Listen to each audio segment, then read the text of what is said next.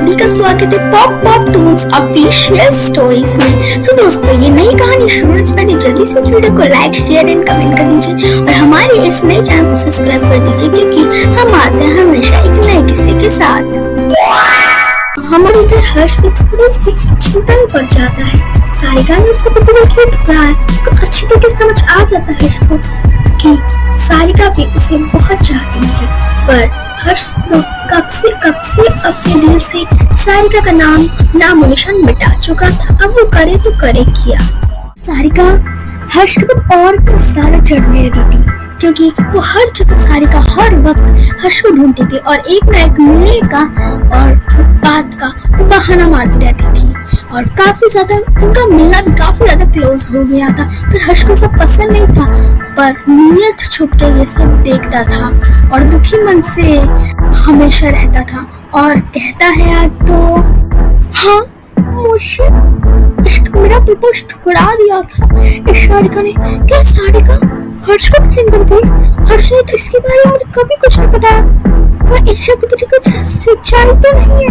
मुझे जल्दी से मिलना पड़ेगा हर्ष से, नहीं तो सारा सब बिगड़ जाएगा। हाँ, आखिर क्या होगा अब आगे पता नहीं। हर्ष कैसे सबको हैंडल करेगा और नियत क्या हर्ष से बात कर पाएगा पता नहीं।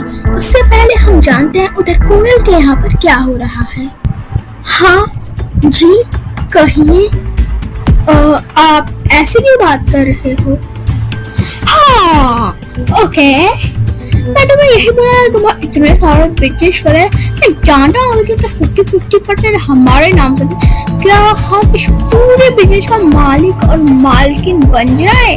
देखो, तुम्हें ज्यादा कुछ नहीं करना, मेहनत का भी काम नहीं है, तुम आराम से कर लोगे। बस तुम अपनी माँ ने कुछ चाय दोगे तो तुम्हें बेहोश होने नहीं, बस चक्कर आने का बस दवा डाल देना और सिग्नेचर ले लेना, बस। और क्या होना है, इसी तो काम। और बाकी हम मालिक और मालकिन बन गए। तुम्हारे लिए ये मुश्किल काम नहीं है, तुम जरूर कर सकती हो, है ना?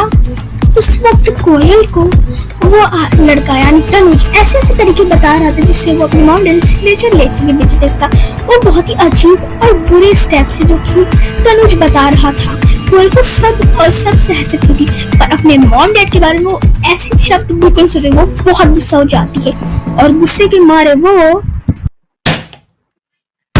बस चुप हो जाओ तुम यार, एक शब्द भी मत बोला, नहीं तो मार के तुम्हारा गाल सुझा दूंगी।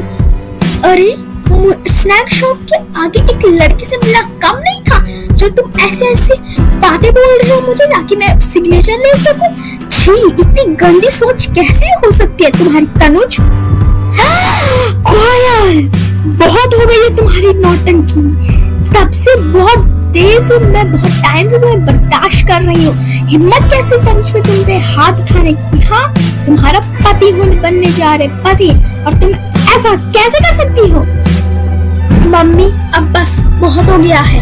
ये जो तनुज है, ये ऐसे तरीके बता रहे हैं जिससे आपके सिग्नेचर ले सके। आपको पता नहीं इसने क्या बताया है और आप मुझ पे शक कर रहे हो, क्यों? कोयल कितनी बार कहूं तनुज के बारे में सब मत बोला कर, मैं ये सब कुछ सुनना वाले।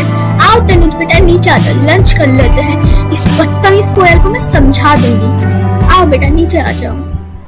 कोयल की माँ ने साफ कोयल की बातों को इग्नोर कर दिया और तनुज को नीचे ले जाकर लंच करने लग जाते हैं, पर कोई कोयल को पूछता तक नहीं। कोयल बैल्कनी के एक कोने में बैठ जाती है और वो दुखी मन से सोचती है आखिर उसकी गलती क्या है, क्यों उसकी मम्मी उसी की बात नहीं मान रही, आखिर हो क्या गया है? कैसे समझाऊं, मम्मी तो मेरी बातें मान ही नहीं रही है। ये तनुज मुझे गंदा काम करने को बोले, मैं कैसे करूं? क्या कौन मेरे साथ खड़ा है? ये मम्मी ने तनुज के साथ शादी करने की जिद पकड़नी है, मैं क्या करूं? कोयल अब होश हो बैठी थी तो अपने बेडरूम में जाके लेटकर बहुत जोर से रोने लग जाते हैं। उधर तनुज और उसकी मॉम डैड लंच कर रहे होते, पर कोयल को कोई पूछ भी नहीं रहा होता कि उसको लंच करना है कि नहीं। उस दिन वो कोयल टूट जाती है पूरी तरीके से। कोयल के बेडरूम में बस बस दुखी और दुख बढ़ा था, पर लिविंग रूम में खुशियां ही खुशियां बढ़ी थी, क्योंकि तनुज और कोयल का एंगेजमेंट का डेट पंडित जी को बुलाकर फाइनल हो चुका था और कोयल को ये सब पता था, पर वो अपने बेडरूम से निकल ही नहीं रही थी। देखते ही देखते फिर रात हो जाती है। तनुज अब डिसाइड कर लेता है और साथ में कोयल के मॉम डैड भी कि तनुज अब उन्हीं के घर में उन्हीं के साथ रहने लग जाते हैं। अभी वो लोग रात के वक्त अपने एंगेजमेंट के stage decoration, clothes, costume, dresses ये सब की तैयारी करने लग जाते। सब काफी बिजी थे, पर कोयल को इन सब में कोई इंटरेस्ट नहीं था। तनुज बेटा, तुम्हारा दामाद बनने वाला था, तुम अब से यहीं पर ही रहोगे ना, है ना?